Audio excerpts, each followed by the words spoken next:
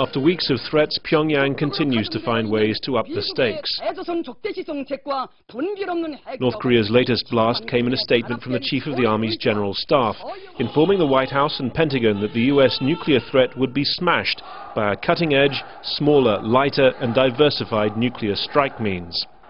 The essence of the rhetoric remains the same, but on Thursday came signs of some physical measures as well. South Korea's defense minister confirmed reports that a missile with considerable range had been observed being moved to North Korea's east coast.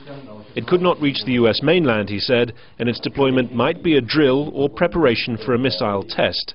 We are closely monitoring North Korea. As I told you before, we haven't found any signs of all-out war, but we consider that its provocation is always possible, and we are ready for it.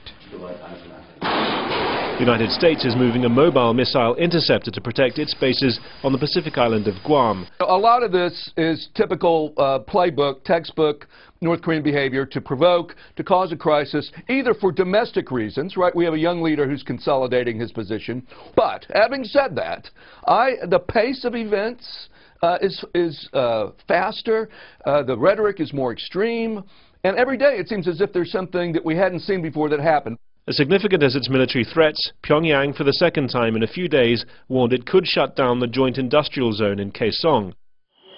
For a second day, North Korea denied access to trucks lined up to take in raw materials for the factories and food for the South Koreans still inside.